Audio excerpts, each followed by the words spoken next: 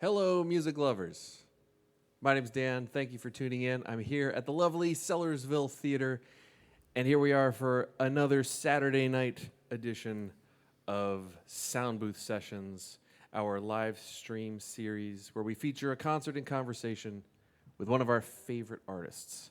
I'm very excited for this evening's show. A great musician, a great friend, a great mentor, Dan May, is in the building. The crowd is going wild already. We have a ton of people here, 132 people in the crowd so far watching live. That's a lot. So a lot of enthusiasm for Dan. We will get to him in just a moment. Before we begin, I would like to give a big shout out and a big welcome and a big thank you to all Sellersville Theater members and Sellersville Theater sponsors. If you are a member or a sponsor, please say hello in the comments section. Of course, we thank you year in and year out, but right now it is our sponsors and our members who are getting us through this difficult time, very literally keeping the lights on and the music playing. So thank you to our members and to our sponsors for their continued support. And if you would like to join the ranks of the Sellersville Theater membership and sponsorship, there are links in the comment section, tagged to the very bottom of the comments section, as well as in the event description of this show. So we would love to have you on board. We have a tremendous group of sponsors, including Franconia Insurance and Financial Services. Thank you guys for your support. They are supporters and the sponsors of this evening's performance. And Penn Community Bank, thank you for your work in our community and also for your support here at Sellersville Theater. We really appreciate you. Okay, so folks, I am very pleased to welcome this gentleman. He has performed on our stage somewhere in the vicinity of 18 to 20 times. It's been quite a lot in every permutation from doing support acts for huge names and also a number of headliner shows, a couple CD release shows. And now this is his debut on our live stream series. He has two wonderful books out, both critically acclaimed, Adventures in Grocery Shopping and Street Urchins, Poets, and Dream Visitors is the new one. I hear there's a new album that might be coming out sometime this year. That's very exciting. And many other wonderful albums that I'm sure you know and love because you know why you tuned in to see the show this evening. Can't wait to talk to him. Can't wait to hear the music. So please, folks, support this show and support Dan May with your clicks, with your comments, and with your contributions. Dan May's Venmo and PayPal information are located in the comment section and in the event details, as are Sellersville Theater's. All of your contributions tonight go to support Dan and Sellersville Theater. So with no further ado from me, get your clickers ready and get ready to do some digital clapping to welcome all the way from the stage singer, songwriter, and freelance Supreme Court Justice, Dan May.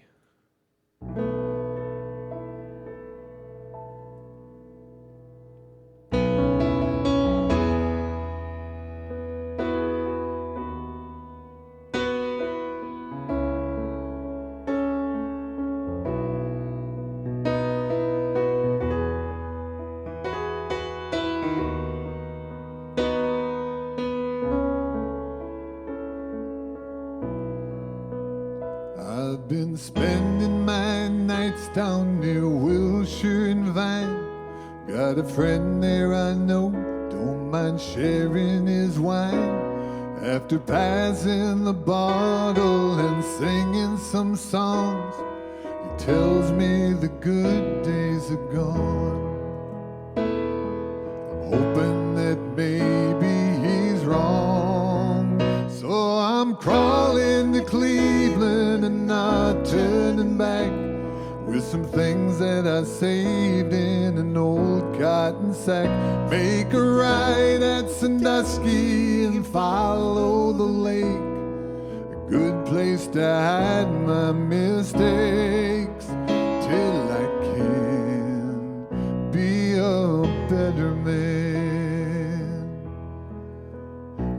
Met a girl out in Tulsa, a pretty young thing. She was desperately pawning her grandmother's ring. She was headed out west in the morning, and so she asked me if I'd like to go. When I think back, I should have said no. So I'm crawling to Cleveland and not turning back, with some things that I saved in an old cotton sack. Make a right at Sandusky and follow the lake. I'll stay there as long as it takes, till I can be a better man. Don't tell my friends I'm coming home. They'd only say they'd always known. They're still busy stealing my soul.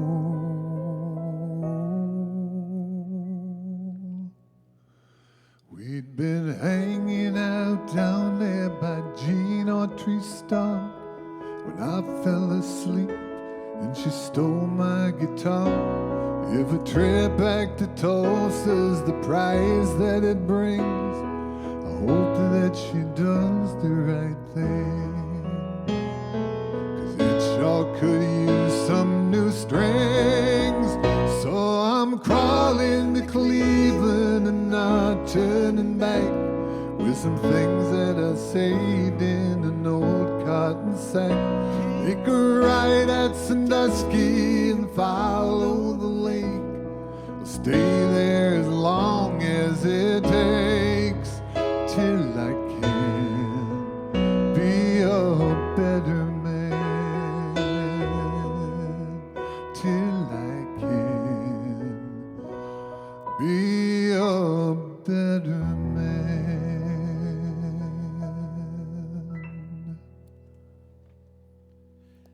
Dan May, welcome to Soundbooth Sessions. It's so nice to have you here in person. I have seen you in the comment section many times, and in my text messages afterward. You've been a big supporter of the show, Thank you. I appreciate that very much.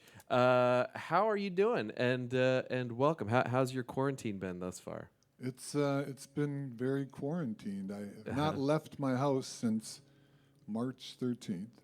This is the first time, other than driving my car once a week around the blocks in my neighborhood, we've stayed totally sequestered, had everything delivered, and haven't gone anywhere. This is the first human contact I've had other than my wife since March 13th. Excellent. So, yeah, I'm feeling good about it. Well, honored that you made an exception for us. I have to say we did try to do a show with you before. Actually, you and Anthony, way at the beginning of the quarantine, we were texting each other and we had this idea, and I was trying desperately to figure out a way to link our computers so that the three of us could perform a song together over the internet. That's right. Right here on the Sellersville Theater Facebook page, and in front of the entire internet. It failed catastrophically. Didn't quite work. It didn't work out. So thank you for giving me a second chance to get this right. My pleasure. So Dan, that opening song, "Crawling to Cleveland," I know that you were born in Ohio, right? Born and raised in Ohio? Sandusky, northern Ohio on the lake. In right. Sandusky. It's about an hour from Cleveland. Okay, very good. Can you give us let's start at the beginning of the Dan May origin story to find out how your superpowers developed. So what was your upbringing like? What's your family? Your I was parents, your family? number six of seven. Okay. Grew up in the old farmhouse on the outskirts of Sandusky, and from a young age, I had music in my life. My mom sang when she was doing housework, and I loved that. And my oldest brother was a big Beach Boys fan, so I got introduced to that. And then my second brother was a jazz fan, like that. My sister liked show tunes. Okay. And then my next brother liked Seals and Crofts, and then my sister liked Cat Stevens. So I was getting all kinds of influence, and I think that a little bit of it soaked in and kind of developed me into who I am now. An eclectic bunch of music. It is. It Yeah. sounds like. Yeah. And so, did you at any point start like taking?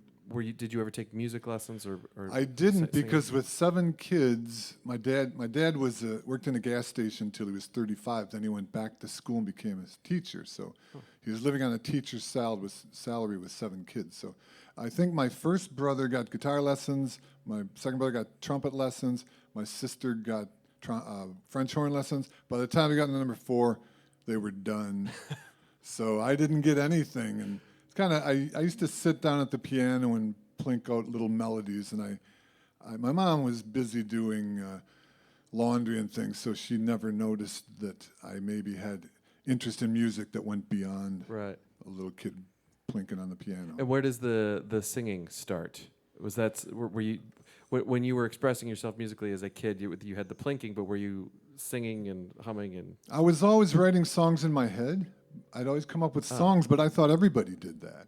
I remember I was about in 7th grade and I was talking to some friends on the playground and say, you know when you're coming up with a song in your head and just can't get the right one, they had no idea what I was talking about, and then it hit me. This is not normal. This is something abnormal. Songwriting is abnormal, I believe. So. Do you happen to remember any of those like early little I little do. tunes? There was a nursery near our house, and which they grew the trees for the town, Sandusky, and I wrote a song called "The Men in the Nursery," which was it was like the men in the nursery, the men in the nursery. Yeah, it's like something as simple as that. But for some reason, that song is stuck in my head. They're creepy and scary and awfully mad, something of that nature. The tree people.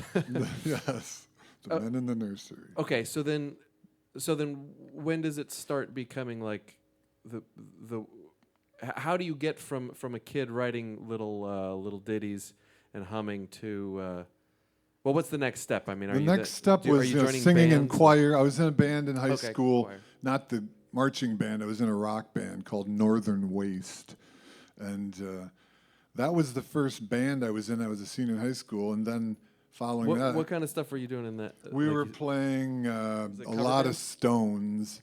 Okay. Because the bass player loved Stones, that kind of stuff. Argent. Did you do Men in the Nursery? We did not do Men in the Nursery. Seems like it would work. Seemed obvious, but we did not. We wrote a few originals, but it was that kind of rock from the 70s, that sort of thing. And that's like high school age? High school, I was a senior in high school. Okay. And what about college? You still doing Well, music? I got out of high school, went to college for a year, and then decided that was not for me. I wanted to be a journalist. I wanted to write for a newspaper. I wanted to be a movie critic.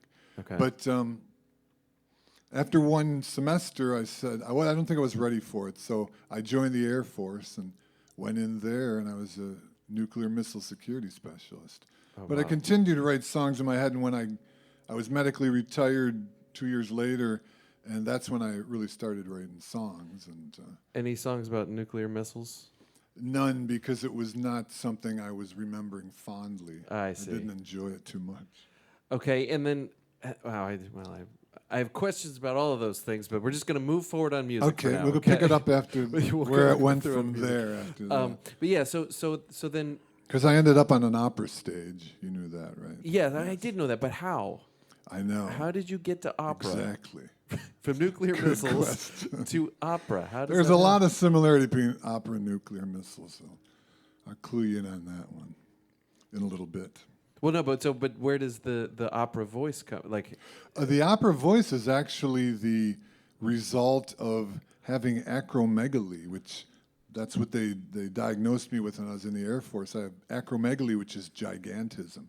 That's where my deep voice comes from. That's where my exaggerated facial features and big hands came from. So what made me look like a freak in Kroger or Giant looked perfect on stage. And so when I went to Ohio State to become I wanted to be a composer at that point. I was going to be a composition major, but they heard me sing and said, "Have you considered opera?" And I'd never seen an opera. So after one semester, I switched over to becoming a performance major and 4 years of that and 4 years at the Academy of Vocal Arts. That's how I ended up here in Philly. I got a full scholarship to the Academy of Vocal Arts, which is the world's greatest opera training center. It was totally a fluke. I'd never seen an opera other than Bugs Bunny, Kill the Rabbit. That's all I knew about opera. But how do you go from being an as of yet untrained singer to an opera singer? Like, isn't there a big gap there? Like, isn't there a lot of technique that you have to develop? There is, but I was going back to, I'd gone to, after I got out of the Air Force, I went to journalism school at Bowling Green to become a film critic for 4 years. Then when I was transferred, my wife, we moved down to Columbus because she was going to school there, and they wouldn't transfer any of my credits. And I was writing songs at the time, so I said, well, if they're not going to take my journalism credits, I'm going to start over with something I really want to do. So I was going in for composition, and then they heard me sing, and the rest is history. Wow. But I mean, the first year was learning how to use the tool that I had, because it's an instrument, and it's a lot of work, and I was doing a lot of catching up because all the other students had 4 or 8 years of music theory. I knew nothing. Wow. I didn't know the difference between a whole note and a quarter note, so I was scrambling to catch up. But I was 28 years old, so I had maturity on my side, and perseverance. Oh, and lastly, when I auditioned there, when I went to talk to the dean of the School of Music, he told me, "Don't even bother, you'll never make it." That's all I needed to hear. Yeah, right. It was my impetus to do it. Lit a fire under you. That's right. Okay, listen. I want to get. We'll be back with from opera to singer songwriter. Sounds good. After this song, what are you going to play for us now, Dan? This one, I've been married for 41 years, and Wow! Congratulations. thank you. So it's kind of a comparison of different kinds of love. It's called Some Love.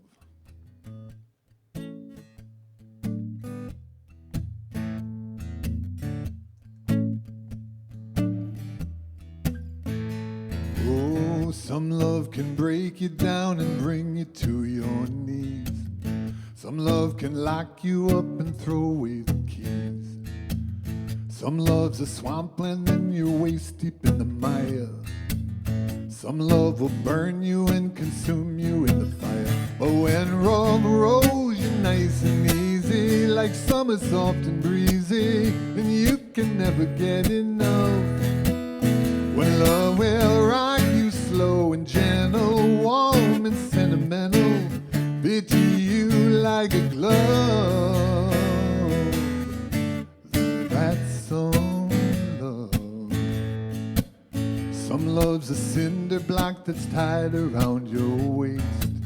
Some love's a smorgasbord, but you never get a taste. Some love will strangle you and hang you out to dry.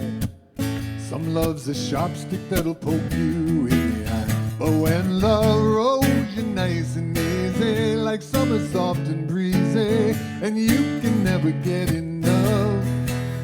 When love will rock you slow and gentle, warm and sentimental, fit you like a glove. That's some love. It's not hard, it's not tough.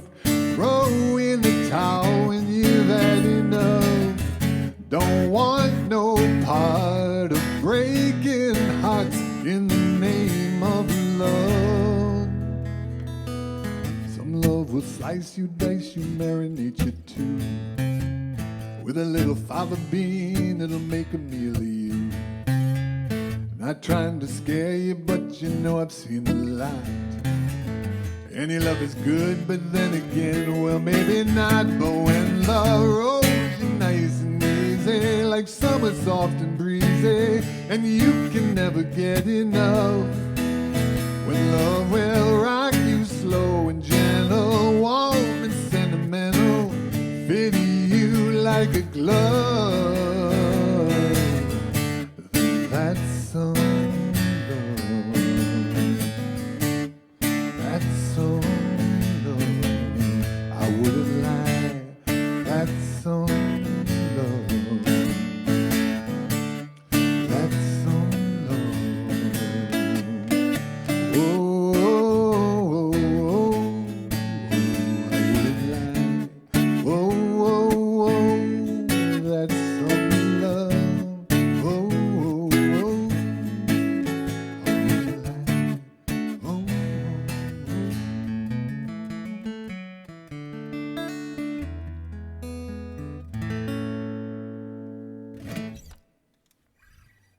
Some Love. Is that off, that's off Beacon? I believe so, yes, Beacon. That's some song. Thank you. This song's about, I went back to my 40th high school reunion and wrote this song about it. If you haven't done that, it's quite the experience. Hello, my friend. So glad you're here. I haven't seen you for so many years. Your face has changed, but so has mine. Our wrinkled countenance, the roadmap of our life. So let's just raise our glasses and swear that we will not dwell on the glory years. It's not where you've been, but where you go from here. I hear you have grandchildren too. Your third wife seems quite nice. I miss both 1 and 2. Remember George, he died last May. He always was a sullen jerk, I hate to say. To him we'll raise our glasses and swear that we will not dwell on the glory years. It's not where you've been, but where you go from here. And I see it all in the light of day. Once we were young, now old and gray. But don't look back, look ahead, that's what I say. Goodbye, my friend. So glad you came. You haven't changed a bit, though you're not at all the same. Next year, July, or maybe June. Although unlikely, I still hope to see you soon. And we will raise our glasses and swear that we will not dwell on the glory years. It's not where you've been, but where you go. And we will raise our glasses and swear that we will not dwell on the glory years. It's not where you've been, but where you go from here.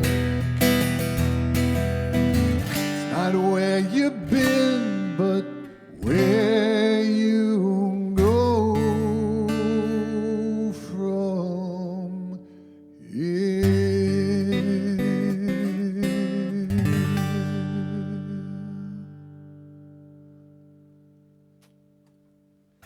A gorgeous song. That was Glory Years off Heartland, correct? Somebody give me a yes. Yes, that's off Heartland.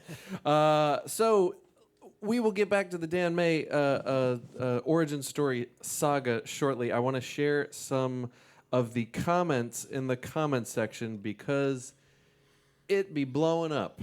Let me tell you. There are a lot of people here. Dan, we are at 220 people in the crowd. That is a Wow. Soundbooth Sessions record. Thank you, everybody. I Thank really you, appreciate everybody, that. for being Hope here. You're enjoying it. So much positivity. Christine May says, woo-hoo from Sandusky. She's related, obviously. So. I would guess so. Who is she? Is that your sister? She's my cousin She's that your cousin. grew up 2 doors down from us, so she's like a secondary sister. Excellent. She's a sister once removed. I see. Denise Rambo is watching on her TV. How cool. That is very cool. William Laybourne saw you, Dan May, the last time you played here at Sellersville.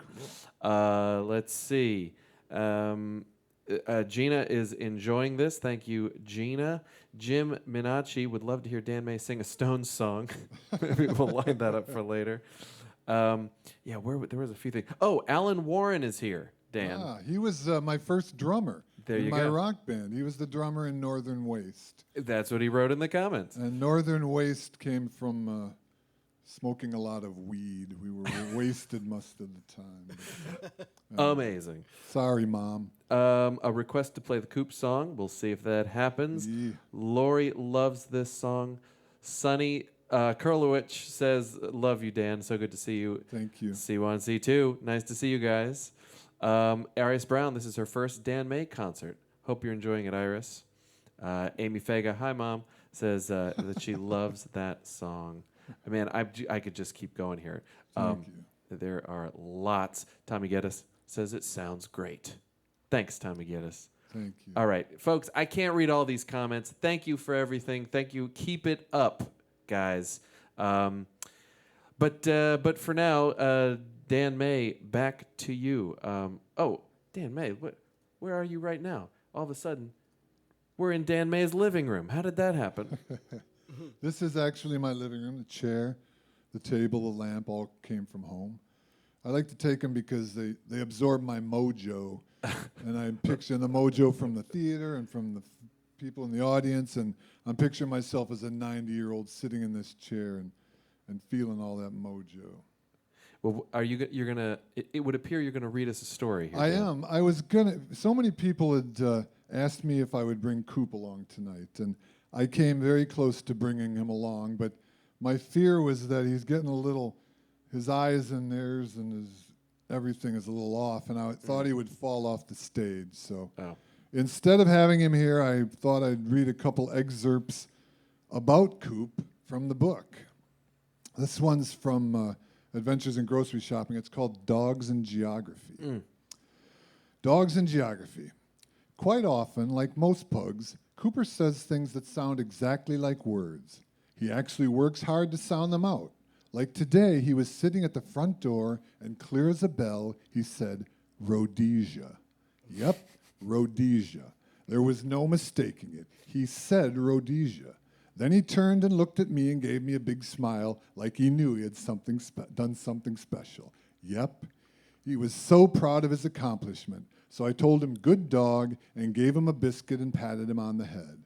And then he went back to sit at the front door and work on another word. I breathed a heavy sigh because I didn't have the heart to tell him that Rhodesia had changed its name to Zimbabwe in 1979. So I'll keep that tidbit of information to myself. No reason to rain on his parade. This one is called Reputations, again about Coop. I was taking Coop for a walk a couple days ago when we ran into a neighbor a few streets over who also had a pug. It was a female pug that neither Coop nor I had ever seen before. She and Coop checked each other out while sniffing all the important places. The woman who owned the female pug asked what my dog's name was, and I told her it was Cooper. She looked down and smiled and said hi to Cooper, and then introduced us to her dog. This is Cuddle Cups, she said. Coop immediately looked up at me and motioned with his eyes in our secret code that says we should move on. We bid them good day and proceeded on our walk. I saw Coop look back once, and then I heard him breathe a heavy sigh as the female pug faded in the distance. I knew exactly what he was thinking. While that female pug was indeed a cutie pie, quite the looker in fact, he knew in his heart that he could never be friends with a dog named Cuddle Cups. Never. He does, after all, have a reputation to uphold. True story. Number 3. Number 3 moves on to street urchins. This is also a Cooper story. The Contract. A couple weeks ago, I was doing the dishes after dinner when I heard a crash from the other room. I wasn't sure what it was, but it sounded like someone had thrown a bag of wrenches down our staircase. I rushed into the living room, and there at the bottom of the stairs was Cooper. He was sitting there stunned as he shook his head to get his bearings and then looked up at me with that pitiful pug face. He seemed very disoriented and looked at me questioningly, as if to say, what the hell just happened? What had just happened was that his bad back leg, the one that had been bothering him for a while, had just given out on him as he was on his way down the stairs. And that sound I had heard, that bag of wrenches, was his old body crashing down our wooden stairs. I didn't want to touch him lest he'd cry out in pain, But he shook his head again, looked up at the staircase, and looked at me as if to say, "Did that really just happen?" and then walked away, seemingly no damage done.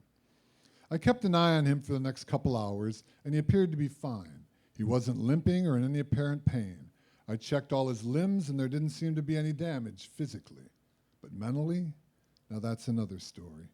Because now he refuses to walk up and down the stairs. He just stands there and looks up, or down, and then he has to be carried, all 23 pounds of him, which might not seem like a lot unless you have a bad back, like me and Lisa. So we take turns carrying him, even though we know that it's probably not good for either of us. And yesterday, as I was carrying him, a thought came to my mind. My dad would never have done this. Because our parents came from a time when dogs were dogs. You didn't take them to the vet for every little thing like we do today. People didn't get CT scans and MRIs for their dogs. Back then, spending tens of thousands of dollars to keep them alive. They were animals and it just wasn't done. But then I remembered something. I recall that every night at dinner time, my dad mixed up our dog Arrow's food. She was a beagle mix and she refused to eat her dry food. So my dad would make an elaborate concoction of barbecue sauce and beef bouillon to marinate that food to make it palatable for Arrow every night. And then I smiled and realized that yes, my dad would have most certainly done this. He would have carried Coop in a heartbeat. Because like me, he knew that when we take on the responsibility of adopting a pet, we enter into a contract.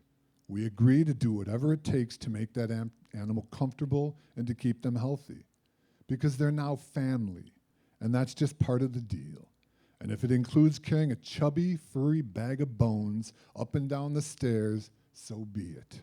It's a contract, and it's binding. Signed, sealed, and delivered. I'm yours. Ooh. That was beautiful, Dan. Two funny ones and a touching one. That's one of the things about your shows. I often find that I'm laughing in the one song and then crying in the next. I appreciate that. I try to do that. I got to go back and get my glasses. So go for it. I'll just talk. I'll ask a really long question, and then you can pretend you heard it when you come back.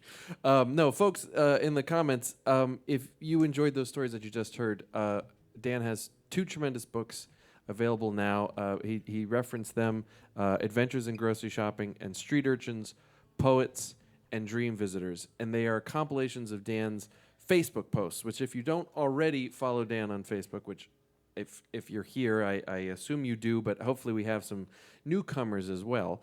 Dan's posts are like that. So every morning in your feed, you get some kind of a tremendous... you go on a little journey or into the mind of Dan May, and then every so often now they've come out into these tremendous compilation books, which are highly enjoyable. He's Appreciate back. that. He's back. So one of the recurring themes in your book, Dan, is well, I'll tell you what. Should we do a song before I? Sure. Before we do more This talking? one, it's kind of the same as taking on a dog. It's you got to put work into it. Things aren't easy. It takes a lot of work.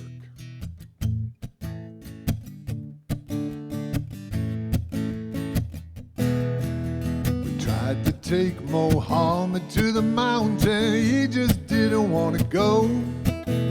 So we'll just bring the mountain to Muhammad. Nothing simple, man, takes a lot of effort, takes a lot of time, takes a lot of insight, open up your mind. Tell it to the mountain, sing it to the sea.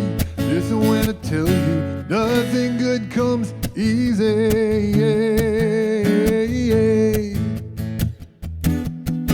We tried to build a castle at the seashore, it just didn't want to stand. Sometimes what you get and what you pay for is a little different than you planned. Takes a lot of effort, takes a lot of time, takes a lot of insight to open up your mind. Tell it to the mountains, sing it to the sea.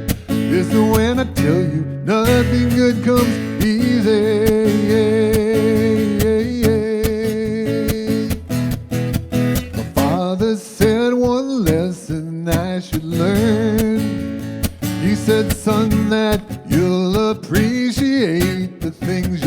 turned, and I heard, yes I did, like a ringing bell.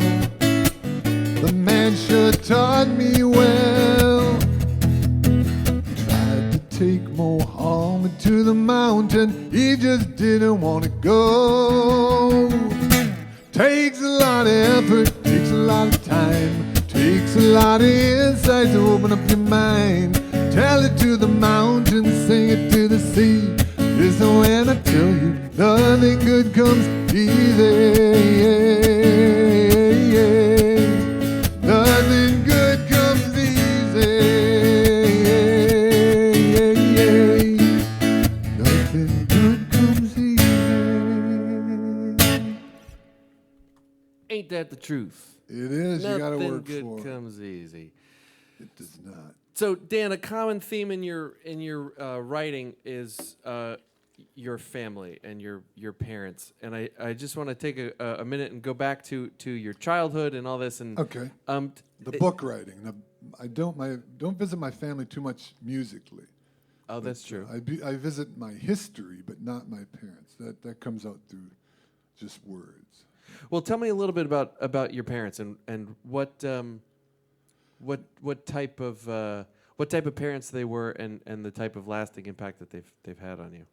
They were absolutely fabulous parents. My mom, she had a half of her lung removed when she was 18, so she was kind of she had health problems from a young age, and then she met my dad in high school, and he was just a rough and tumble, athlete, and then he ended up going to World War II. He was on Guam and Iwo Jima.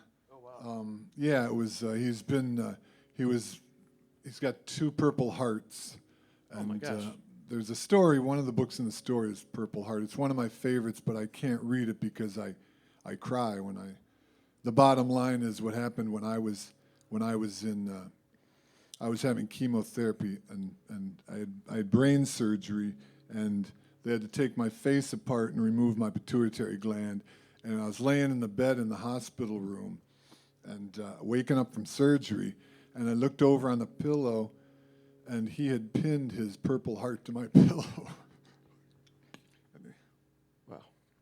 He said, "You deserve this more than I did." But, he got shot. He got shrapnel in the back, and he got shrapnel knocked his teeth out and went out his cheek. And so those are the kind of people that raised me. My mom, her parents died when she was 40, and I'm sorry, not when she was 40, when they were 40. She was in her early 20s and raised my uncle and aunt, who were 10 and 8. So they're wonderful parents, and if you read the book, you'll find out why I feel like I'm a compassionate, caring person, because they are, were. They're both gone now, but they're not, because they manifested themselves in me. Well, it's tremendous the way that you talk about them, and because I know they're here, it makes me want to say, "Hi, Mom and Dad, I love you." Your parents are pretty fabulous too, I gotta say. That's right, and they are, and one of the things that comes out is just the caliber of a person that you are, and I know from conversations that we've had, you give your parents a lot of credit for that. I absolutely do. All the credit. So and now, my wife too. How did they encourage you in your musical endeavors? And they did once I was in college. They were so proud of me to see me on some major opera stages. That was incredible, to come to Philadelphia and see me singing opera at the Academy of Music, and I got to travel all over the country singing with opera companies, and they saw me, and I think one of my biggest thrills was going back home to my hometown of Sandusky and I presented the opera Carmen there in the State Theater, which is this beautiful old theater from the early 1900s. That sadly, the roof collapsed a couple weeks ago. Oh no! But sitting and performing opera on a stage that you once sat in as a kid, watching, the monkey's uncle or something like that on the screen. It was so that was a big thrill. But they always supported me in everything, no matter what I wanted to do. And my siblings have varied professions, and whatever we wanted to do. The one thing about them was we traveled a lot as kids. We traveled the country because my dad was a teacher, and so we saw the country, and I think that gave us the opportunity to know that what was out there. You know, it wasn't, you couldn't see it on the internet. You had to go to see the Grand Canyon, and you know, it's not like looking at it in a picture book, or Zion National Park, or Yosemite, or all those great places. So every summer it was a trip, and I think that again formed the person I am. Yeah. I just want to keep talking, but let's hear another song. This song is a little bit, I don't want to call it a departure, but it's got like a 1930s vibe. I think my mom would have liked this one if she'd lived to hear it, but this is one that Anthony and I wrote together. Anthony, besides being a fabulous producer or player, he's a fabulous producer. He produced my first 2 albums. Once Was Red and Fates of Nevermind, and not only did he produce it, he played nearly every, other than a couple guitars, he played everything. He played the drums, he played the bass, he played keyboards, and so to have him here is really, he's the one that got me going as a legitimate singer-songwriter. But this is a song we wrote together. It's called Moonlight at Midnight.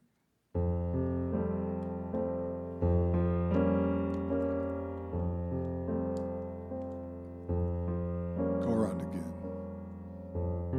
to catch my breath.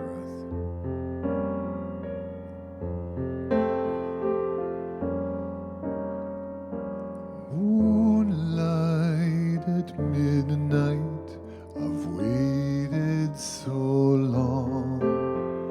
Candles flickering as crickets sing a love song. I climb out my window and over the wall, run across the field as the nightingales call. I tap on your window and enter your room. Hazel eyes that I have memorized are lit by the moon. We three together embrace in warm July. The man in the moon, you and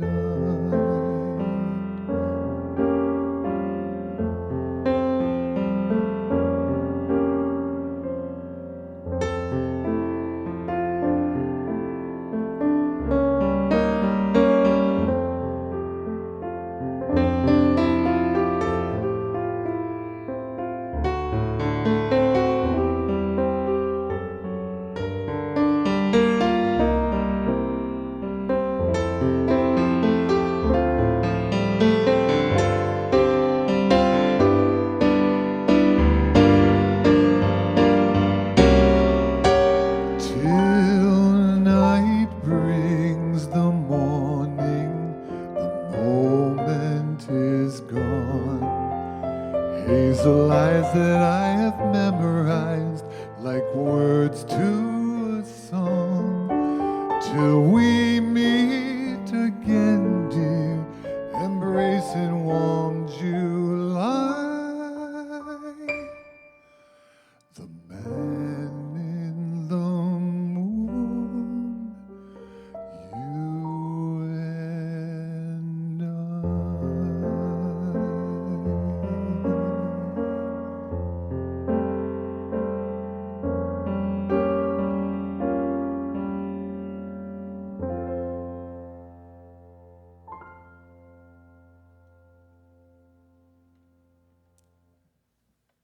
Thank you. Boy, that's a beautiful song.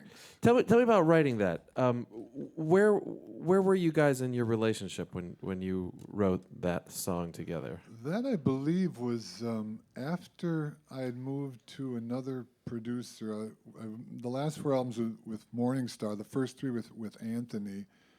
And he was working on a project at Aria, his daughter's school, and this song, there was that vibe, there was it's like song from the 30s that had inspired him. Yep. So he sent me the accompaniment, and I took the melody that he had established and tweaked it and went in slightly different direction and wrote the words and sent it back to him, and he was like, that'll do. It happened in a matter of a couple of hours. Yeah, it was just a couple of hours. And just to really. be clear, it was to bait you back. I was trying to get you back. But it's definitely it's like a bonus track on the album. I think it's on Dying Breed. And I love that song. And it was great when Anthony came back and joined the band again, because then we could do it live. There was 8 years where we didn't play that song ever, because nobody could put the emotion into it that he plays. People can play it, but when you're living it, like he lives it. So Oh, it's so beautiful. yeah. So let's take this moment to go back in your musical life, and let's get from opera to that first album produced by Anthony. How do you make that transition from So I was singing. I graduated from the Academy of Vocal Arts, and I signed with an agent. I signed with an agency in Dallas. So I was working all over the country, and I did an opera in Buffalo, New York, for Buffalo Opera. And when you do opera, you go there and you stay in the city for 4 weeks. You stay in a hotel or you stay in an apartment. It depends what opera company. Like I sang in Charleston for the Spoleto Festival and rented a townhouse down there. But this particular opera, Buffalo, they had been given this old building that was once a elementary school and convent. And so they were housing 3 of us singers there. And this convent had not been used for like 40 years or 30 years. And when they turned the heat on, because it was February in Buffalo, all that dust that was in the vent ducts, we breathed it in, and all 3 of us got Legionnaire's disease. Good Lord. And we had paralyzed vocal cords. So to test for paralyzed vocal cords, they stick a needle in your neck into your vocal cord and have you sing like, ee. It's not fun. I wouldn't recommend it. So anyway, it turns out I had lost 20% of my volume. And so opera, you're singing, it's a raw voice over a 60-piece orchestra, and there's no amplification. It's just your voice. So I was having trouble being heard over the orchestra, so I had to have surgery where they took fat from my thigh and injected it into my vocal fold and brought it together so I could make sound, and it was $30,000, and it lasted about 6 months. And my body absorbed the fat, and I was back to. So they said I went to this guy up in Boston who did Julie Andrews surgery and that, and he said, we can fix you, but it's an implant, and you're kind of the guinea pig. It hasn't been proven, and so that was it for me. So I got out, and I retired from that, and I ended up, the last opera I did was in Banff, Canada, and there was a lot of like stylized movement in it, and the choreographer saw me in that and asked me, would I be interested in being in a contemporary ballet? I was like, yes, I'll do that. I had no dance training, but it wasn't ballet traditional. It was stylized movement, a lot of slow motion stuff. And I played a captain in a ship that sank in World War II, and it premiered in St. Petersburg, Russia, which was, me and 2 other dancers on stage for 75 minutes. It was like an unbelievable experience. So then I blew out my hip doing that, and that's when I went full time into songwriting, right around 2000. I see. Yeah, and the first record came out 6 years later when I met Anthony. 5 years later. 2005. And how did you meet Anthony? Where does Anthony come I into the picture? I was going to a songwriting convention in L.A., and I stepped off the airplane and went to the bus, and there was this woman there who I noticed she was on the plane with me. And that was Anthony? Yes, he was. I didn't mention that, but he's very versatile. He's a versatile player in all regards. Sorry, I think I cut you off there. It was Liz Miller, who is a local singer-songwriter and also a nurse, and I tip my hat to her tonight because she works on the COVID ward at I don't remember which hospital, but she's one of the unsung heroes. Anyway, she's also a very, very accomplished songwriter. And I asked her if she was going, she looked lost, and I asked her if she was going to the convention. She said yes, so we met up, and she gave me her CD to listen to, and I was like, a nurse, I'm sure this is going to be just fabulous. But I got into my hotel room and put on it was remarkable. Anthony produced it and played on it. I said, that's the guy for me. So when we got back, she introduced me, and that's how I ended up getting with Anthony, and that's how my songwriting, legitimate, being heard by the public came about. Yeah. Well, thanks, Liz. Thank you, Anthony. Thank you, Liz. Yeah. Thank you, Anthony, for all of your hard work. Yeah. And for that beautiful song we heard, Moonlight at Midnight. Moonlight at Midnight. All right, let's do some more music because otherwise we're just going to talk all day. The next one is this song is written for a great friend of mine. I've known him since junior high, and when I was a senior in high school, I was playing football, and I decided I was tired of running. I'd played for the years before that, so I quit the football team and joined the cross-country team. And I know that's questionable logic to stop running to join the cross-country team, but anyway, it was mainly because my guitar player for my rock band was in the team. It gave me a chance to hang out with him. But so while the rest of the team was out running around the city, we all met in Central Park. The team and the coach would send us off to run in groups of 2. And Jerry and I, this was on Lawrence Street, we'd run down Lawrence Street, and as soon as we turned the corner on Monroe Street, we stopped and we walked. And we walked to my grandmother's house, and we'd spend the afternoon watching Match Game 77. So that was my illustrious career. But this is about Ed Upfer, who, Fast Eddie, he was the star of the team, and he's just an amazing athlete, an amazing guy, and he's also godfather to my son, my only son, Adam. So this was my tribute to Ed and also my illustrious career. This one's called Fast Eddie.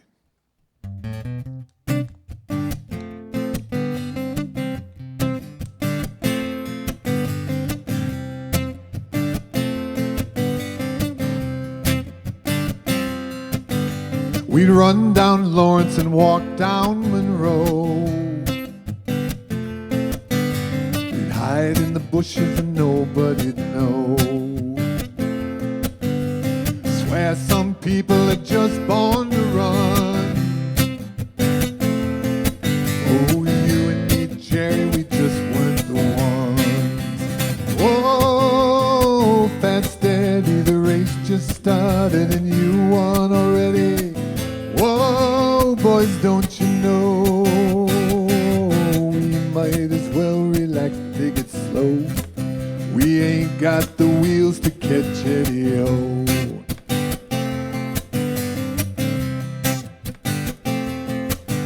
While old Fast Eddie was running round the town, we'd lay low at my grandmother's house. He'd sprint by and we'd hear him shout, hey, Dan and Jerry, you guys come on out. Whoa, Fast Eddie, the race just started and you won already. Whoa, boys, don't you know, we might as well relax, take it slow. We ain't got the wheels to catch Eddie-O.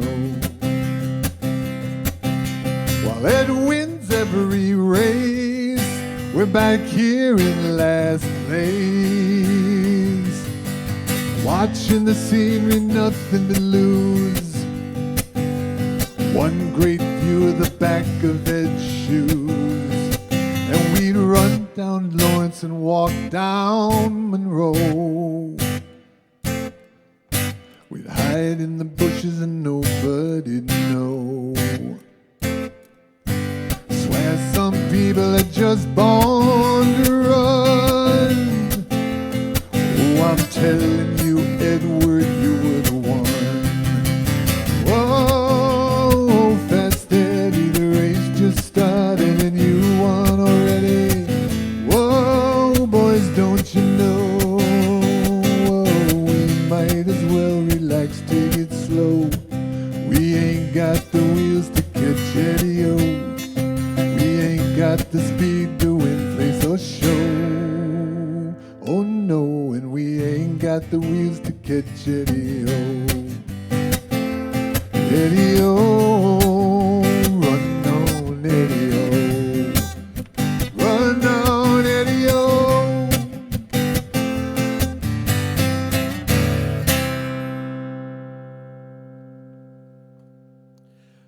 Fast Eddie off of Beacon.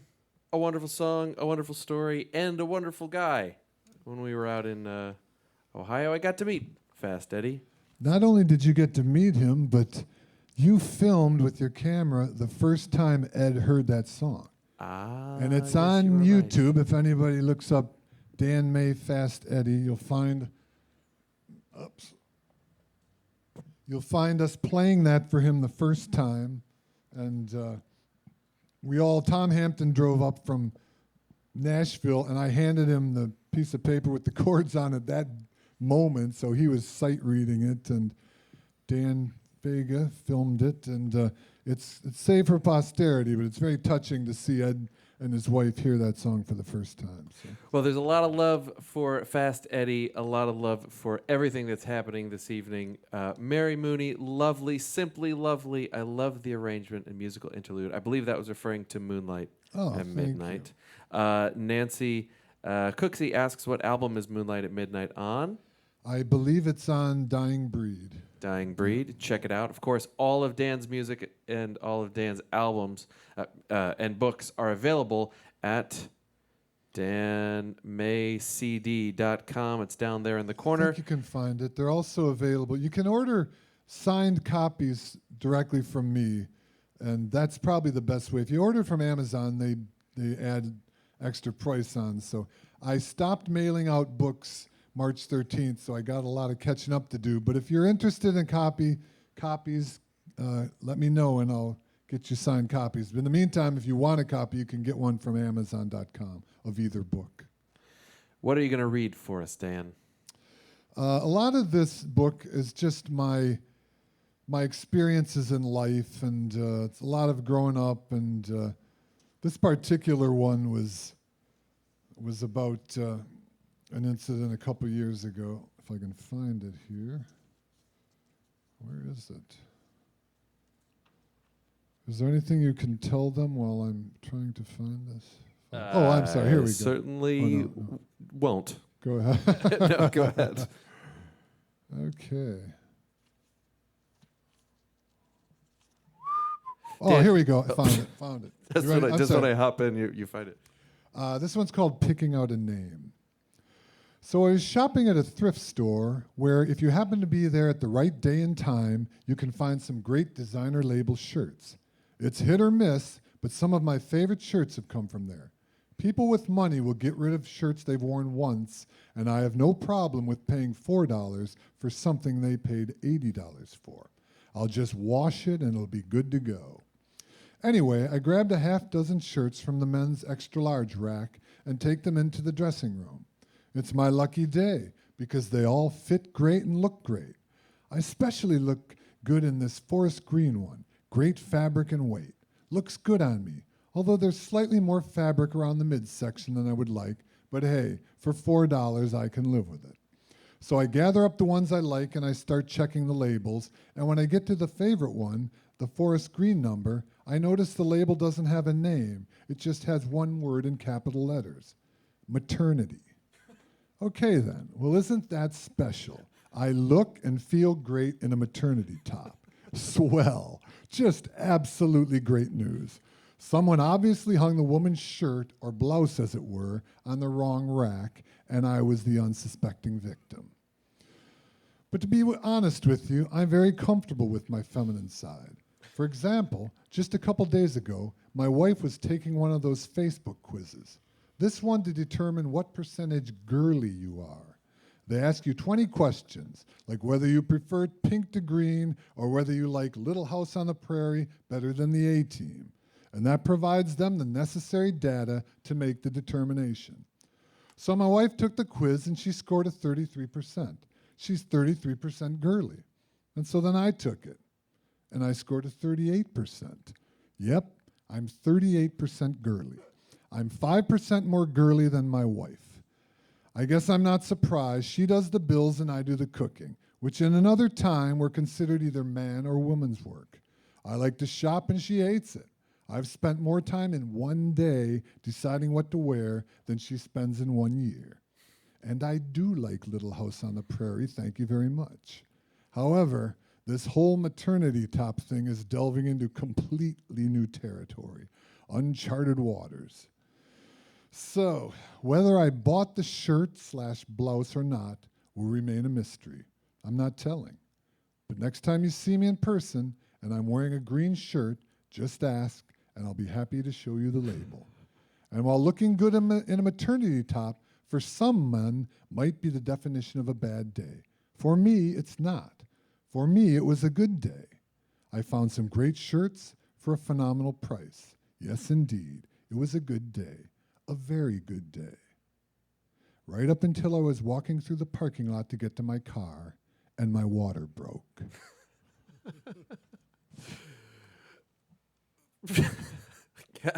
Friends, head on over to Dan May's website, danmaycd.com. Get yourself a copy of his 2 books for so you can keep reading that story to yourself and picturing Dan May's water breaking in the parking lot.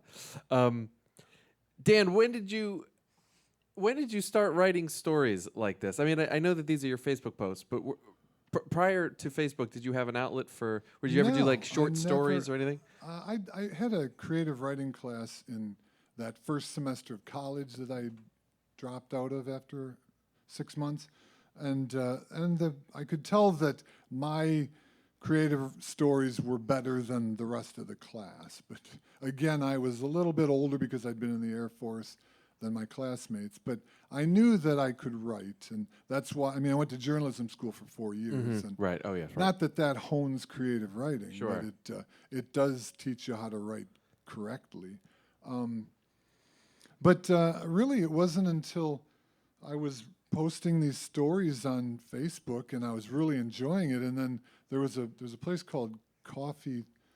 It's called Coffee. I can't remember the name. I know it by heart, and I can't remember it. It's in Norristown, and Alex Eigen runs it. And she contacted me and said, "Would you consider coming to my coffee shop and reading some of your stories?" And I was like, "Sure." Wow. So we did that, and we combined a few songs, and it went over very well. And I'd always get comments saying, "You should put these in book form." Right. And I still do, and so that's it's a really good outlet for me. I find it's taken me different places. So. Do you find that there's a correlation or a connection between your songwriting and your story writing? I don't. Not really. No. It's they're 2 separate entities, and they don't. I think they complement each other. Like at my shows, when I do what we're doing here tonight, where I do the readings and the songs, I find that half the audience or a portion of the audience is there to hear the readings, which surprised me, and then they find the music and like it. So they definitely complement each other, and I'm enjoying it very much. Well, my relationship to your music is I feel like I've noticed that there's a lot of story songs. You've got these like little biographies of these people peppered throughout your music. It is. I like to write little movies, kind of thing. Yeah. Okay. You know, like the particular album I think that most signified that was The Long Road Home. They were, each one of them is a little movie. There's like an intro to it to introduce the movie, and then there's like usually comes back at the end to tell you what you just saw. So that one was a little bit of a departure from most of them. But I like to write little movies kind of thing. There's one little movie in particular that I wonder if you might play for us right now that I particularly love. Is Lucy. Would you guys mind? Absolutely, yeah. Absolutely. That is a little movie, you're correct. Who is Lucy? Is she a real She's person? a fictitious person, but I think we all know Lucy. She's the kind of, she's that girl that everybody is in love with and thinks that she's in love with them, but she's in love with no one. But she'll play you like a fiddle. This one's called Lucy.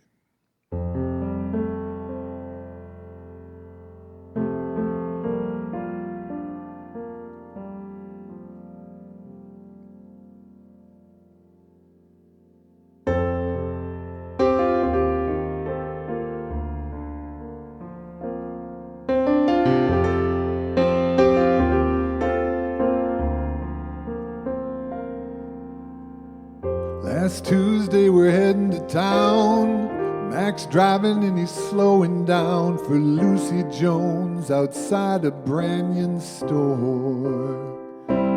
Oh, say Mac, don't you let her in. She's only gonna break my heart again. He smiles at me and opens up the door. And Lucy sits in the middle and rubs my leg just a little, plays my heart like a fiddle. Will it ever end? Like skipping stones in the river with deadly aim, she'll deliver an arrow drawn from a quiver to my heart again. Straight through my heart again.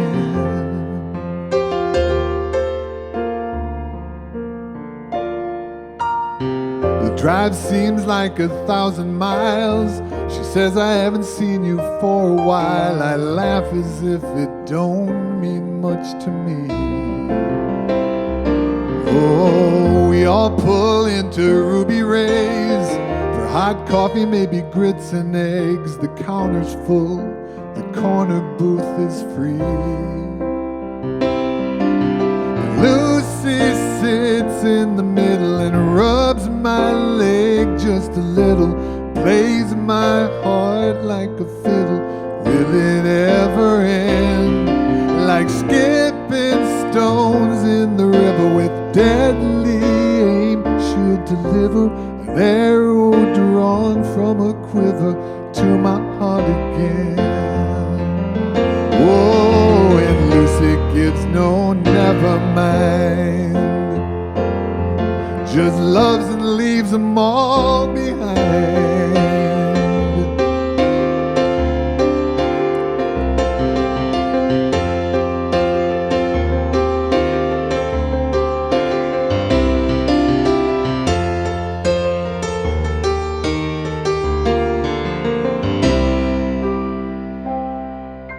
Driving back from Turner's Grove, we make a stop on a river road to share a taste of dandelion wine.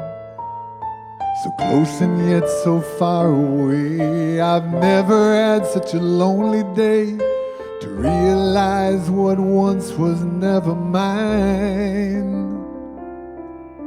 And Lucy sits in the middle and rubs his leg just a little, plays his heart like a fiddle. Will it ever end? Like skipping stones in the river with deadly aim, she'll deliver an arrow drawn from a quiver to my heart again. Oh, will it ever end? Oh, will it ever end? Oh, Lucy, will it ever end?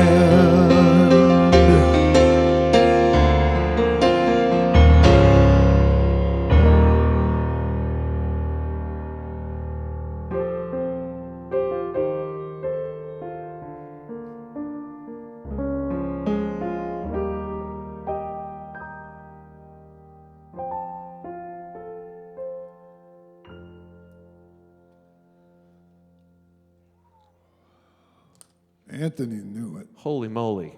you. Guys, that was intense. Thank you. I hope you liked that little movie. Oh, wow. Really nice. And that arrangement was incredible. Anthony, great job. Very nice. Dan, beautiful job. Thank Nice you. song, guys. Thanks. Really, really nice. This next song, so about 8 years ago, I got contacted by a friend of mine who I went to high school with. He was a year younger than me, but I knew him from junior high. I mean, he lived near me, and we used to walk together in summertime to Mr. Wiggs and buy a Twinkie or whatever. But so he's been my friend for a long time, but I really hadn't seen him since high school. And then 8 years ago, he contacted me and said, "Hey, if you're ever playing in Ohio, my daughter's a singer-songwriter, and she's pretty good, and if you need an opening act." And I was like, "Well, as a matter of fact, I do. In a couple months, I'm playing a show at the Coach House Theater in Sandusky, and I'd like her to open for me." She sent me some of her music, very good. For 16, she was very talented. So she came and opened for me, and John Barry, who is the friend I'm talking about, John Barry and I picked up our old relationship, and we would talk on the phone a lot, and he was one of the last people who still calls me Danny. Those kind of things make you feel young. So I enjoyed talking to him quite a bit, and then his father died a few years ago, and he asked could they play this song one more time at his dad's funeral, and or his memorial service. So his daughter, Kerrigan Barry, who if anyone's interested in looking up her music, she's also a very talented young singer-songwriter. Kerrigan Barry and her cousin, Joey Gutos, I believe his name, Joey Bowie is his musical name. But anyway, they sang this at the funeral. So, and John got some physical ailments a couple years ago, and then had a stroke last year, and I could tell in our conversations that he was deteriorating. And the last time I talked to him, I don't know that he knew who I was anymore. But anyway, he passed away last week. So I was thinking I would dedicate this one to my friend John Barry. It's called One More Time.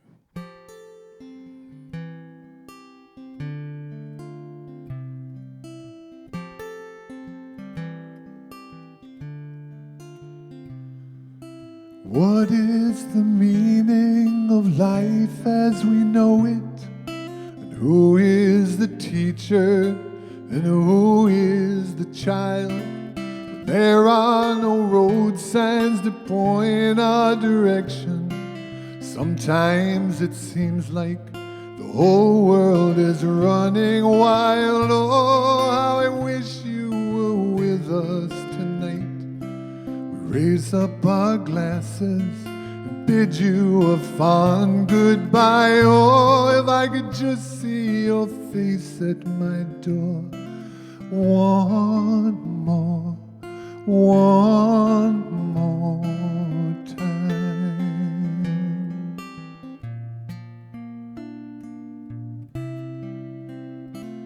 We live in a world of free will and volition, turning our eyes to some power above.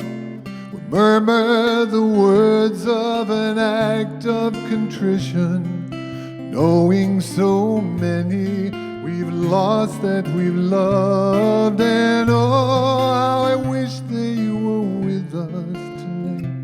We raise up our glasses and bid them a fond goodbye. Oh, if I could just see your face at my door. One more time. Oh, when everything we ever thought might be endless or boundless lies scattered around us in ruins, we wonder why. Buried there among the pages, the prophets, sages have bound through the ages the book of our life. And oh, how I wish you were with us tonight.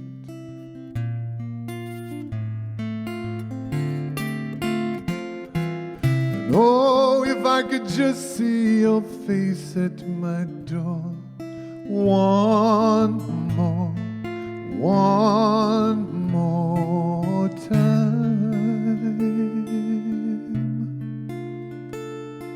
One more time. One more time.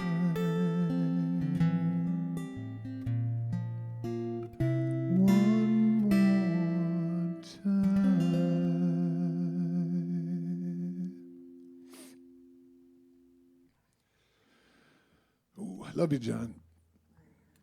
Thank you for that, Dan, and sorry for your loss. Thanks. You know, we did this COVID thing. This is the first time I've ventured out since March 13th, and it's the first time my wife's eaten a meal without me since March 13th because she's working from home, and my son, I hadn't seen him since March 13th. Today I got my first hug from my son since March 13th. He came over to go swimming in our neighbor's pool, and I got to hug him. It's the first time I've driven around the area. It's other than I take the car once a week to drive it to refresh the battery, but and then it's so the first time I drove this far, and I was kind of fuzzy on the rules, like I'm not quite sure I have this red, green, orange light thing figured out based on the response of some of the other drivers. Some people were giving me some hand gestures, which I'm assuming indicates you're number one, but I've been out of touch with things. It's the first time I've had cash in my pocket. I thought I was like, what is this picture of Ben Franklin? This picture of Abe Lincoln. And then I went to get dressed and bring clothes, and I saw my belt there, and I was like, what is that? And I picked up my belt, and I was like trying to adjust it like a necktie, and it didn't work. So I'm getting back into the flow, and I appreciate you having me out here and giving me the opportunity to interact with humanity again. So. Oh, well, it's absolutely a pleasure to have you here, Dan. Thank you. And there continue to be a lot of positivity in the comments. A lot of tears have been shed over the last few songs. I think that one has been played at a lot of memorial services, and I'm always honored and touched that people are touched by it. But, this next song is similar in that it was this one was written because of a Facebook post. My friend Sharon, who was undergoing chemotherapy in the hospital, and from her bed she posted, "I think I feel a good day coming on," and I was like, "There's a song right there." So that's on the latest. This is on the latest album, and I gave Sharon a co-writing credit because the song would not exist, but I think the words to it are also symbolic of what we're all going through right now.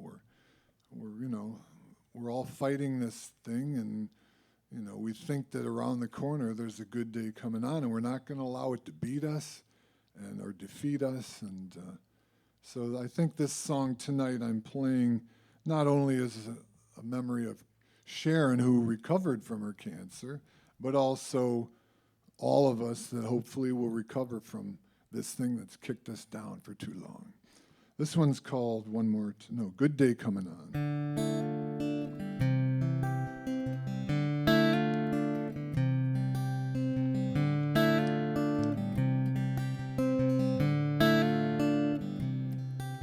I feel like I've been battered, my life's been torn and tattered, but I am here to fight the good fight.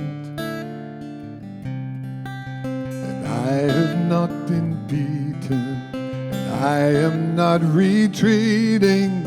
I will bid goodbye to the long night, 'cause I think I feel a good day coming on, coming on.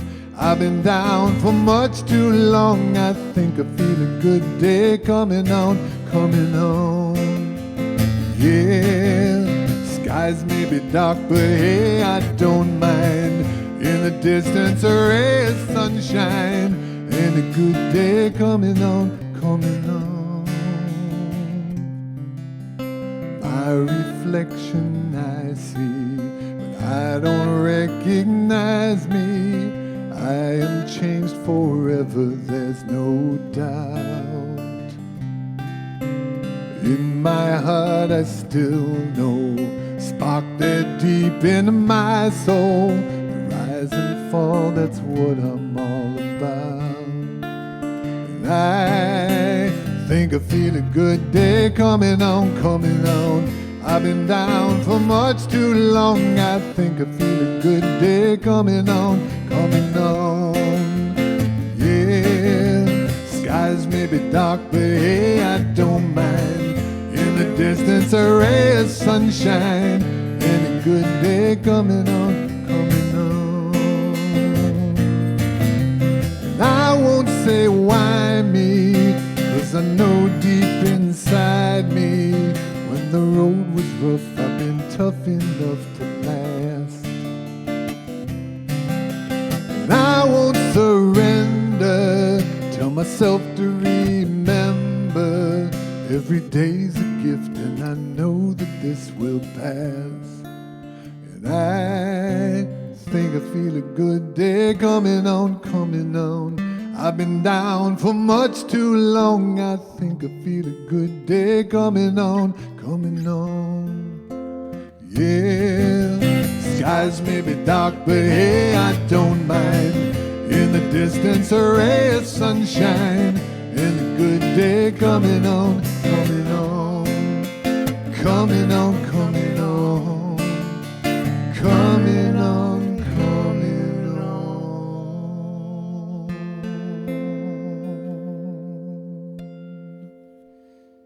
I do. A song we all need, to be sure, during these difficult times. Ladies and gentlemen, in the comment section, I know you're enjoying the show. This is the happiest comment section I've ever seen in my life. There are emojis flying everywhere. Everybody's talking about how moved they are by your writing, Dan, and by your performing and your songs and your singing. And Anthony's playing. Anthony, you sound fantastic tonight. You do indeed. Yeah. And I'm very moved by that. Thank you.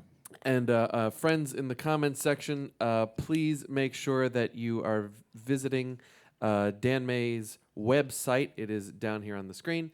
And please check the comment section down at the very bottom of the comment section for a pinned comment that has Dan's Venmo and PayPal, as well as Venmo and PayPal for Sellersville Theater. And please show your appreciation in any way that you can. If that's just telling a friend about Dan and the show, if that's your comments, thank you very much, your clicks, all of that's good stuff. But of course, your contributions are a very tactile way that you can support everybody involved in this evening's performance. Back to you, Dan May. Thanks, Dan. So this one's called Creamed Corn. Oh boy, I'm laughing already.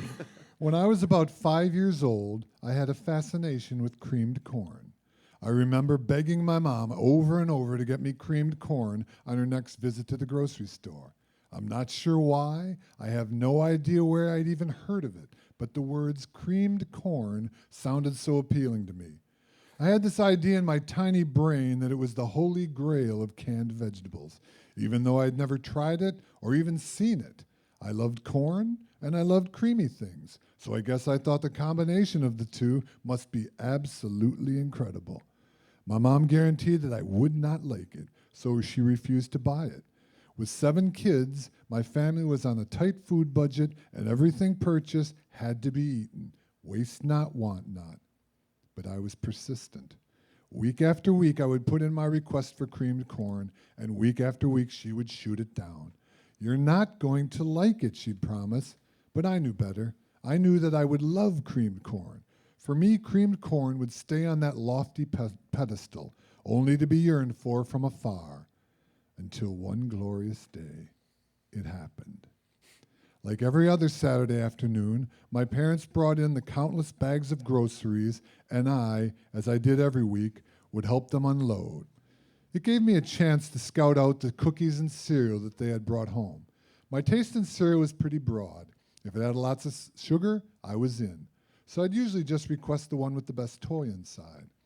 As I was unloading the bags that day, as usual, I'd go past the canned goods pretty quickly. Nothing ever really interesting there. I'd read the labels and quickly move on to the next, more interesting item, like cookies and cereal. I remember reading that particular load of canned goods with little interest. Bean with bacon soup, chicken of the sea tuna, tomato soup, whole beets, creamed corn, green beans. Wait, what? Back up. Creamed corn? I picked up the can. Holy crap. Yes, it was indeed creamed corn. Mom, I shouted, thank you. I ran into the living room and jumped on the couch, still clutching the can. I examined the can and the picture on the label of that delicious combination of cream and corn. You can have it for dinner tonight, she said. Oh my goodness. Waiting for dinner was going to be the longest 4 hours of my life. But finally, dinner arrived. And there was the dish with the creamed corn next to the bigger dish of mixed vegetables for my 6 brothers and sisters who did not share my fascination with creamed corn. It didn't look quite as beautiful in the bowl as it had in the picture on the can. It was kind of grayish in color, but I spooned myself a big helping of the creamed corn and watched it separate and glide across the plate like a ballerina as it merged with the slice of ham and potatoes already there. It was beautiful, like little corny lifeboats in an ocean of creamy corniness. And then I took my first glorious bite. And I remember the thought that came to my mind with that first bite. Sweet mother of God, what is this stuff? I swallowed the first bite and felt for a moment that it might be coming back up, but thankfully it didn't. My mom looked at me and said, how do you like it? I swallowed and forced a smile and said, it's delicious. And I proceeded to eat all the creamed corn on my plate and requested another serving. Was I crazy, you ask? No. I was going to take one for the team. I was going to eat all that creamed corn if it killed me, which it nearly did. But it was the principle of the thing. I couldn't let my mom know that in actuality, I hated creamed corn just like she had promised. Yep, moms are so very smart. That night, as I was lying in bed, my mom came up to kiss me goodnight. So how'd you like the creamed corn, she asked. Oh, it was great. I said I really liked it. I lied. Do you want me to get another can next week, she asked. I felt my whole body shudder at the thought. No, you don't have to do that, Mom, I said. Nobody else wanted any, and it doesn't seem fair that you have to make 2 different vegetables. But thanks. She smiled a beautiful smile at me and winked. She knew. And I knew she knew, and I loved her for it. Because even at 5, I realized she wasn't one to focus on her children's mistakes or our bad choices. She was all about positive reinforcement and occasionally letting us learn the lessons the hard way by making our own choices and living with the results. She wasn't an I told you so, Mom. She was I love you even when you make mistakes, Mom. And I fell asleep that night knowing how lucky I was that she was my mom. That year, 1963, Gregory Peck won the Oscar for Best Actor for his performance in the movie To Kill a Mockingbird. But my mom and I always knew who had actually put in the best performance that year. It had been me, as I smiled and ate that entire bowl of slimy creamed corn. Now that, my friends, was an Oscar-worthy performance. Another wonderful story, Dan. Thank you. From Adventures in Grocery Shopping, Dan's fabulous, critically acclaimed book available on his website. Dan and Anthony, while Dan is journeying back to out of his living room, I'd like to invite you both to a recurring segment on Soundbooth Sessions, because if there's one thing I've found that musicians love as much or more than music, it's food. So this is a little section I like to call Tell Me Something Food. And here we go. The first question for both of you is when you come to a gig, when you come to a venue and you go into the green room, what is the one food item you want to see in there, and that's going to enable you to put on the best show possible? I was going to say liver and onions, but no, I don't think that's it. I like something dry. I like pretzels or biscotti or something. I don't really eat much before. Say that's a very modest request. I'm I gonna be like didn't- Cristal or No, I didn't. I don't eat before. I didn't eat tonight. By the way, remind me. I owe the people for a bag of M&Ms. Got it. Outside. Though. Gotcha. So I had a bag of M&Ms tonight, but I don't eat much. But the band does. Unfortunately, Tom Hampton's not here because he would have a. This is the great beluga caviar. That's right, the beluga caviar. But they don't have Chef Boyardee cans That's usually in the true. green room. So. That is Tom's thing. Anthony, for you, what do you want to see back there that really gets your rock star Probably ego going? Like cubed cheese of some sort, provolone and He's more into shapes than he is Well- food. He likes to sometimes on the rider he'll want rhombus shaped cheese, and it's caused us a lot of problems. His fascination with Oh, shapes. it's divas, That's right? It's like no green M&Ms. I don't want any round food. Okay. Next question. What kitchen skills have you most recently learned or improved? Wow, that for me is very relevant because of the situation. I've had to stop. I have not gone to the grocery store since March 13th. So I've ordered everything, and I'm ordering from a place called. I won't tell you because then everybody will start using it, and then I won't get my stuff. But it's a produce place, and the produce has been fantastic. So I've had to make do with things that I don't normally use, and I tell you, it's been. If you go on my Facebook page and scroll down, I posted lunches from like the past 2 months, and you can see on there what I'm making. A lot of hummus, and I make this thing called humamole, which is guacamole and hummus mixed. It's It's very good. Yeah, it's either humamole or guacamus. But Yes. guacamus sounds like a gladiator, and I'm afraid of being stabbed, so I'm going to call it hummus. No, guacamole. right. Guacamus. No, humamole. Yeah, that's what it is. Humamole. I love it. Yeah. Anthony, do you cook? Yeah, I do. I would say the thing that I learned through the quarantine is that if I don't do it, someone else will. That is not the case for me. If I didn't do it, you'd find me in my carcass in the side of the road. Dan, you've done a lot with sort of exotic beans. I've noticed of late. What? Yeah, the lupini beans were lupini given beans. to me. I went to lunch at my friend Pam Packard's house, and she gave me these lupini beans. They're fabulous. So she ended up giving me a package of dry beans. So if anybody doesn't know how to do lupini beans, look it up. It's worth the effort. But, Delicious. They're fabulous. Do you have a cooking show in your future, maybe? I'm thinking about a cookbook. Or a recipe I am. book, at least. Possibly, yeah. Oh, now we're on it. Yep. Yeah. Now we're on it. Okay, last question, and it's it's part of your brand now. But Dan, what's your favorite pie? I would, now that Magpie is closed, which was my favorite pie place in Philly, which they had a lime custard with a basil whipped cream and pistachios on top. That was like nothing else could. I'd have to say probably pecan would be my first choice. But I got this same question from a friend of mine who I met in your lobby. I believe John Pylon is his name. I believe that's how it's pronounced, unless it's pilon. He doesn't strike me as a pilon. Is that French kind for of a pie? guy. Yeah, it might be pilon. But anyway, he was asking me, "What's your favorite pie?" And I told him, I'm pretty much open to anything other than I'm not a big banana cream guy. But so this was last week, and then a couple days ago, middle of the day, the doorbell rings, and there I look outside the door, and there's a little blue Corvette there. And I open the door, and there's John in a mask with a pie in his hand, and he handed it out. We kept our distance, but so that's the kind of thing that makes me believe that there's still good even among the COVID virus. This guy would drive all the way. I think he lives in Lansdale, so he'd drive down and bring me a pie. So that's pretty cool. Wow. So my favorite pie is the apple pie I got from John the other day. That's my favorite pie. Is whatever pie somebody just gave you. That's correct. That's I what tend to like things that are given to me for some reason. Anthony, you got a favorite pie? I think I like cherry pie, and I also like... That's ridiculous.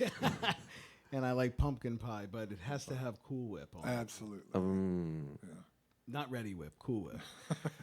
Guys, thank you so much for playing Tell Me Something Food. All right, back to you. I was going to attempt to play. I wrote a song that was a goodbye song for Koopy because he's getting old. It's called Who Am I Going to Sing To When You're Gone?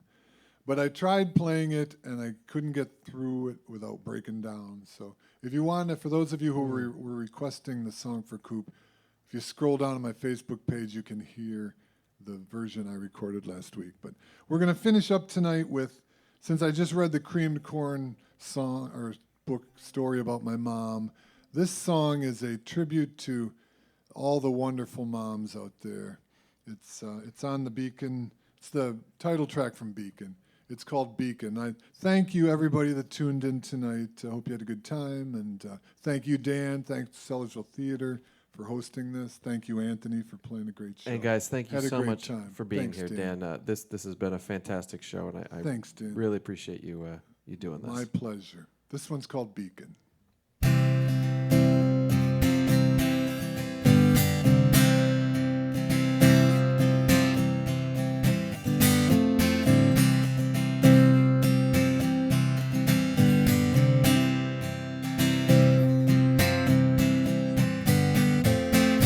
When I was just a kid, a child of maybe 3 or 4, you turned your head and I went wandering out the kitchen door.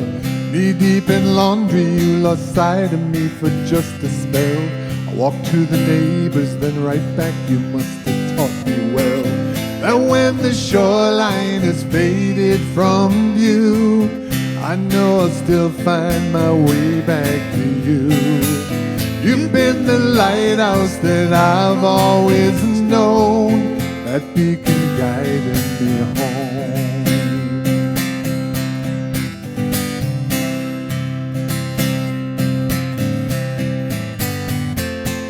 When I was 9 or 10, I climbed aboard my bike and said, I'm heading west. You said, okay, and adios, my friend. I rode a mile, then did a U-turn like a bolt of light, 'cause I remembered it was Thursday or spaghetti night. And when the shoreline has faded from view, I know I'll still find my way back to you. You've been the lighthouse that I've always known, that beacon guiding me home. I've sailed the oceans and all 7 seas, been separated by all 6 degrees, breaking my bones or just skin in my knees. You've always been such a comfort to me.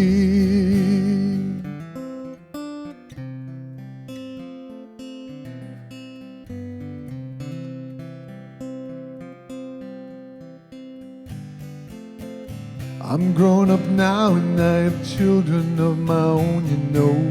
Lived east and west but never found that place my second home.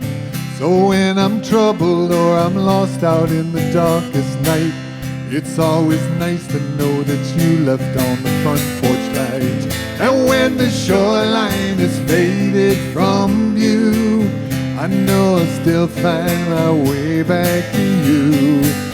You've been the lighthouse that I've always known, though it's been 10 years since your light has shone, it's still you guided me home.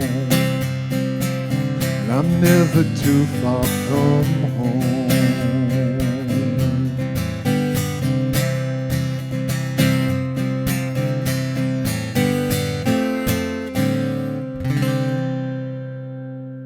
Thank you. That's our show, everybody. Thank you so much for being here. Thank you to Dan. Thank you to Anthony. What a great time. I've got pages of notes of questions that someday we'll have to do a second Dan May show or a podcast or something, or maybe just Dan's going to have to write more books and we can all hear more of his stories. Thank you for participating in the comments. Thank you for your clicks. Please, if you haven't already, please make sure you stop by on your way out. Stop by Dan May's Venmo and PayPal. and show them how much you appreciated the show. We certainly appreciate you being here. I'd like to give a special thank you to our director, the Sellersville Theater Director of Marketing, Advertising, and Promotions, Allison Faga, who's been moderating the comments section. She's the one handling the keyboard and responding to you. She's also my wife. Thank you very much. I love you. And friends, we will be back next week. On Friday, we'll have a Soundbooth session with Hambone Relay, and on Saturday, we will have a Soundbooth session with Gary Hoey. Amazing. It's going to be a great week. This has been a great week for Soundbooth Sessions. Thank you for being a part of it. And if you are looking to support the Sellersville Theater, please consider becoming a member or a sponsor. We'd love to have you. It's a lot of fun. It's a great team. We'd love to have you on board.